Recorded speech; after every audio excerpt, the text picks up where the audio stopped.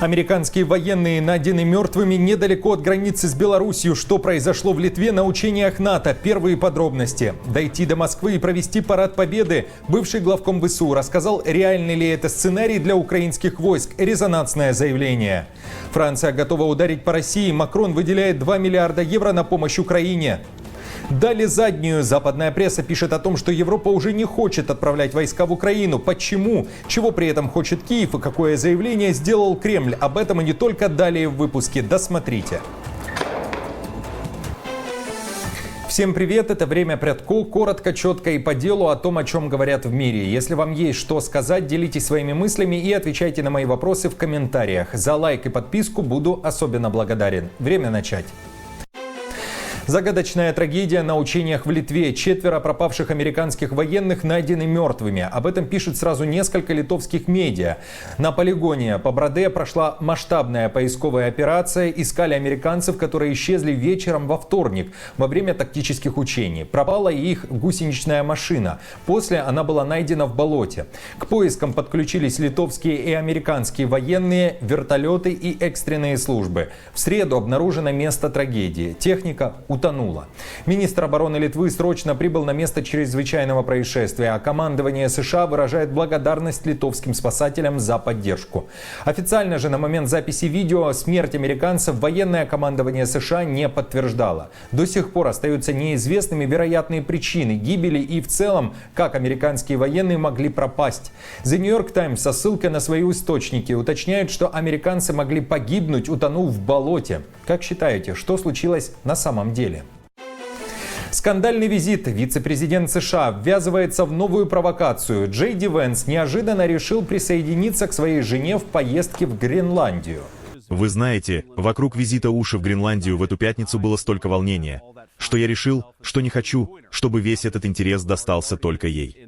Поэтому я присоединюсь к ней. Я собираюсь посетить некоторых наших стражей из космических сил на северо-западном побережье Гренландии, а также узнать, как там обстоят дела с безопасностью. Как вы знаете, это действительно важно. Многие государства угрожали Гренландии, угрожали использовать ее территории и водные пути, чтобы угрожать Соединенным Штатам, Канаде, конечно же, народу Гренландии. Поэтому мы проверим, как там идут дела. И, говоря от имени президента Трампа, мы хотим оживить систему безопасности жителей Гренландии, потому что считаем это важным для защиты безопасности всего мира. Но не все в восторге. Местные власти считают этот визит провокацией. Президент Трамп уже не раз намекал, что хочет присоединить Гренландию к США. А теперь туда отправляются не только Уша Венс со своим супругом, но и советник по нацбезопасности Майк Уолтс. Датчане возмущены. Министр иностранных дел Дании назвал этот приезд проблематичным и демонстрирующим неуважение. Американскую делегацию не хотят видеть на острове, особенно после тех резких заявлений, которые звучат из Белого дома. А я напомню, что и Венс, и Трамп уверяют, что они сделают все возможное, чтобы забрать Гренландию, которая подконтрольна Дании, себе. При этом жителям самой Гренландии и датчанам настолько надоели эти заявления, что их гнев донесся до США. И под давлением Дании планы американской делегации внезапно изменились. Теперь Венсы ограничатся посещением американской военной базы Петуфик, хотя до этого хотели посетить местные достопримечательности и посмотреть традиционную гонку на собачьих упряжках. В Дании заявили, что довольны новой программой делегации из США. Европа дает заднюю и резко меняет планы. Отправлять свои войска, похоже, уже не собираются. И теперь идет поиск альтернативных вариантов. Об этом пишет Рейтер. Лондон и Париж активно готовили план по отправке тысяч военных для защиты будущего перемирия в Украине. Но теперь политика и логистика вынуждают их пересмотреть стратегию. Москва категорически против. Вашингтон тоже не спешит поддерживать идею. Вместо войск на земле Европа рассматривает пакет безопасности. От поставок вооружений до мониторинга морских и энергетических объектов. Встреча 30 лидеров в Париже, которая пройдет сегодня, должна прояснить, какие гарантии возможны. Итак, авторы материала уточняют, что Европа может заняться обучением украинских военных в самой Украине, но без массового присутствия войск. Укрепит НАТО в Восточной Европе. Румыния и страны Балтии могут получить дополнительные контингенты. И новый зонтик безопасности для Украины. Возможно расширение механизмов НАТО без формального членства. Высокопоставленный европейский военный чиновник заявил, что, хотя акцент смещается с идеи присутствия европейских войск на местах, это не означает, что отдельные государства не будут размещать своих солдат в Украине для обеспечения обучения и другой поддержки. Но даже если крупные европейские сухопутные силы сейчас не рассматриваются как вероятные, все равно разрабатываются планы по сохранению возможностей. Франция и Британия пытаются убедить США поддержать хоть какую-то форму европейского контингента, но четких решений пока нет. Что думаете о таком развитии событий? Поделитесь мнением в комментариях, а я отмечу, что военные аналитики, с которыми мне приходилось общаться, говорили и ранее, что отправка войск в Украину – дело затратное и во многом невыполнимое. В то же время накануне в Украине заявили, что им действительно не нужны миротворцы, нужны боевые солдаты. Нам не нужно просто присутствие, чтобы продемонстрировать, что Европа здесь. Нам не нужны миротворцы, голубые каски, невооруженные или любые другие. Если европейские государства серьезно настроены сделать свой вклад, они должны быть действительно серьезными. Каждый военный должен быть готов к реальному бою. Гарантии безопасности – главная тема саммита в Париже, который пройдет 27 марта. Зеленский уже прибыл в Париж. Накануне Макрон заявил, Франция выделяет 2 миллиарда евро военной помощи Украине. А также заявил, что миротворческие силы, которые Запад хочет направить на Украину, смогут дать военный ответ в случае нападения на них. Мир, навязанный силой, не начинается с отмены санкций, прежде чем что-либо будет получено и рассмотрено. Я думаю, что вопрос о санкциях против России в какой-то момент действительно возникнет. Но сейчас я вижу страну, на которую напали, и которая уже сделала шаг, безусловно согласившись на 30-дневное перемирие. И в то же время есть агрессор, который выдвигает условия и даже не принял это предложение.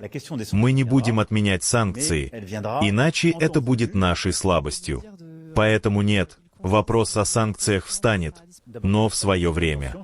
Санкции против России должны оставаться в силе и усиливаться, пока продолжается российская оккупация.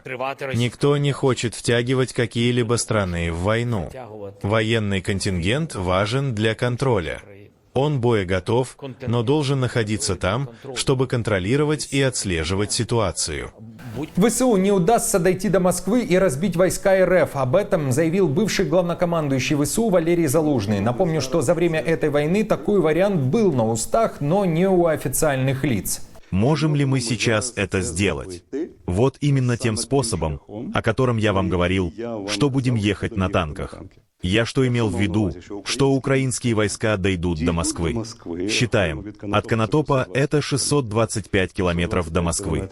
625 километров разбить там врага, поднять наши флаги. Я сделал круг почета на танки и поехал назад. 625 километров, вы представьте себе, насколько должны быть растянуты войска. Вы представьте, какой это фронт растянутый. Есть ли в Украине столько людей? Вы знаете, даже если, мне кажется, уже девушек начнем призывать не хватит. Надо объективно к этому подходить. Напомню, что глава украинской разведки Буданов также говорил, что Украина не сможет закончить войну с Россией парадом победы в Москве, так же, как и Россия не сможет провести парад в Киеве. Пока же Киев и Москва пытаются договориться о прекращении огня. Накануне стороны обвинили друг друга в срыве договоренности. В Украине, кстати, заявили, что в соглашении США и России о прекращении ударов по энергетике и перемирии на море не предусмотрена четкая ответственность за его нарушение. А в России при этом уверяют, что никаких ударов не наносят. Да, действительно фигурирует временный мораторий, действует в течение 30 суток, начиная с 18 марта. Именно 18 марта был телефонный разговор двух президентов, президента Путина и президента Трампа. Президент Трамп предложил объявить такой мораторий, и Путин согласился. Мораторий на нанесение ударов по энергосистеме. Извините. Из 5 пунктов перечислен в том документе, поэтому именно исчисляется 18 марта. Что касается, означает это или не означает, могу лишь повторить то, что я говорил и позавчера, или вчера. Приказ Путина относительно моратория действует и исполняется нашими вооруженными силами. Золото из Франции нашли в Москве. На одном из антикварных рынков российской столицы обнаружена коллекция древних золотых монет стоимостью более 600 тысяч евро. Эти артефакты были украдены из французского музея в Сан-Реми и считались безвозвратно утерянными. 79 редчайших монет, датированных 1-5 веком, наконец-то нашли. Французские власти давно разыскивали их, а теперь полиция и ФСБ России перехватили ценный груз. Охранник музея, причастный к краже, уже давно за решеткой, но сокровища до сих пор оставались в тени. Кто и как пытался продать их в Россию и что теперь будет с коллекцией? Франция, отмечу, требует возврата.